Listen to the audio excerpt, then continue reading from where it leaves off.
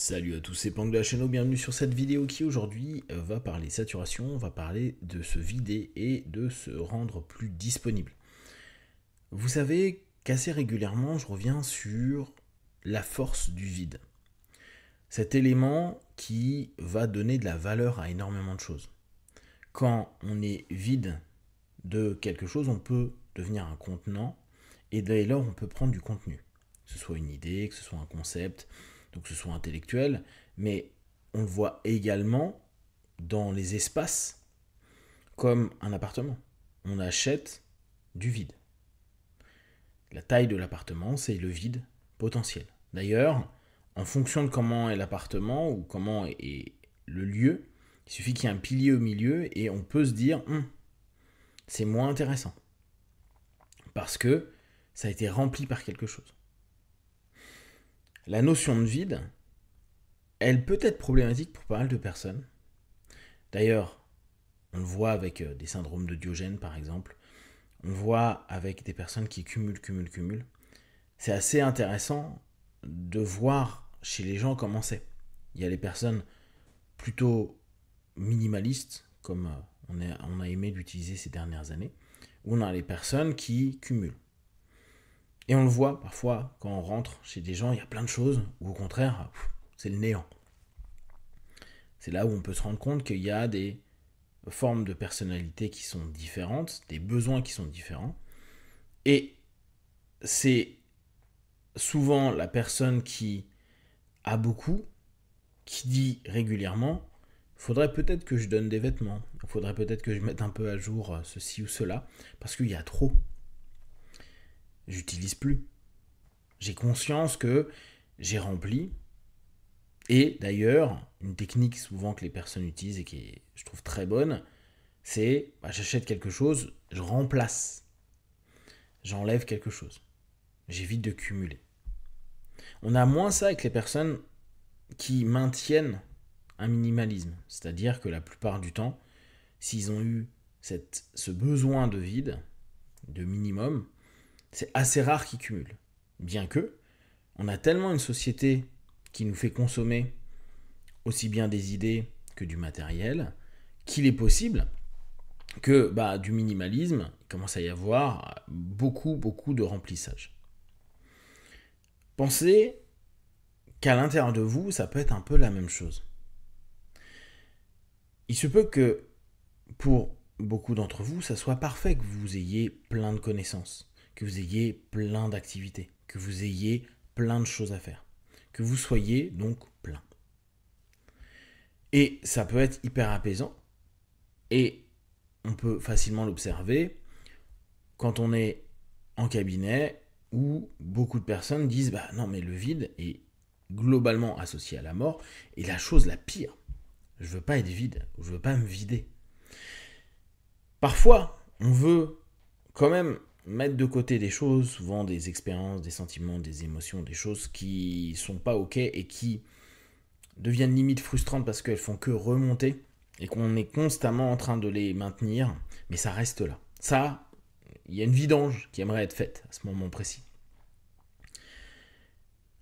Seulement, ça reste pas la majorité.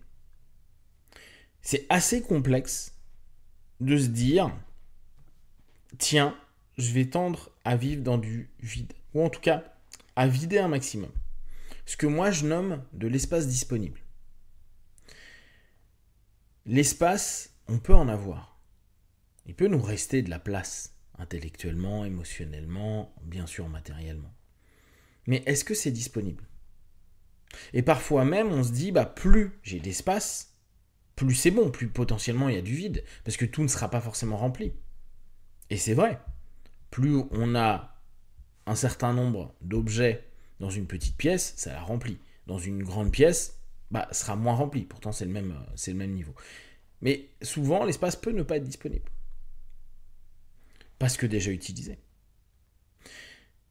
Donc, trouver à l'intérieur de soi, ou rechercher, ou développer des espaces disponibles, que ce soit émotionnellement, intellectuellement, physiquement, et potentiellement matériellement, mais c'est moins à l'intérieur de nous. Donc, avoir cette possibilité de se dire, est-ce que je peux créer de l'espace? Et vous allez vous rendre compte que assez souvent, c'est associé au temps. Est-ce que je me donne le temps de créer en moi un espace peut-être de non-réflexion, un espace de non-autocritique, un espace de non-émotion, un espace de non-action. Un espace où je ne vais pas m'auto-juger, m'auto-critiquer. Parce que justement, je suis en train de vivre du vide. Alors, le plus, c'est que ces dernières décennies, avec l'auto-hypnose et les méditations, on accepte cette idée de se dire, ok, je vais prier, méditer, faire de l'auto-hypnose ou toute autre chose qui nous recentre. Mais là encore, il est parfois possible qu'on fasse notre session d'auto-hypnose pour remplir, modifier et transformer. Pareil dans notre prière. Et il est même possible que dans des méditations, on attende quelque chose. Nous remplir de vide, à la place de simplement se vider. Prendre conscience de tout. Mais de tout, ça recommence à ce moment-là à cumuler. Aller chercher en soi un espace disponible, plonger dans cet espace. C'est aussi accepter que cet espace, dans nos pensées, ou dans les différents remplissages qu'on peut faire de nous-mêmes, fonctionne en vague. Il y a des moments, il va falloir apprendre à ce que tout ce qui a été emmené par la vague se rétracte et crée dès lors de l'espace. Cette plage où il n'y a rien pendant un laps de temps. On pourra même, au mieux, comparer ça aux marées.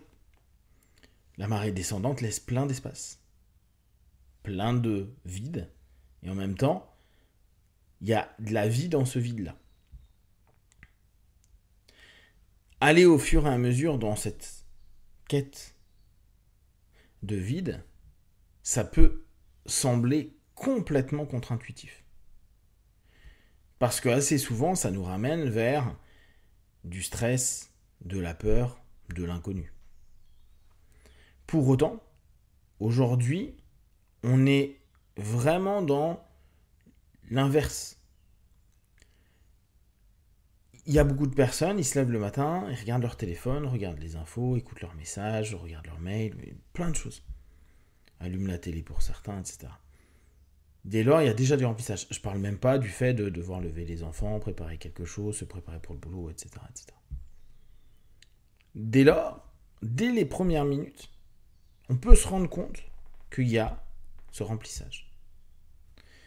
Apprendre dans ces journées à se dire « je vais me trouver de la disponibilité, un espace disponible, un espace pour me vider, un espace pour ne rien faire d'autre que être dans ce vide », c'est quelque chose qui peut être, dans un premier temps, complètement contradictoire avec notre quotidien. Pour résumer, nous avons, dans notre société, énormément de saturation, que ce soit physique, psychique, émotionnelle, matérielle. On n'a plus d'espace de réflexion, de sensation, d'émotion. On veut combler. Et on le fait par tout ce qu'il y a aujourd'hui de numérique, tout ce qu'il y a de moderne. Et de ça, on arrive à de la saturation. Les gens n'en peuvent plus, sont émotionnellement plus sensibles, intellectuellement, ils ont plus de mal à utiliser leurs principes cognitifs, parce que leur manque de l'espace. De l'espace dans lequel il va y avoir de la créativité, de l'intellect, de l'émotion, du vivant. Paradoxalement, le vide devient un élément de vie et non pas de mort comme souvent c'est associé. Si vous avez des questions et des remarques sur le sujet, partagez sur Facebook, YouTube, j'y répondrai le plus rapidement possible. Comme d'habitude, de tout ce que je propose, ne prenez que ce qui est bon et juste pour vous. Testez, observez, analysez et concluez. Be one. Ciao.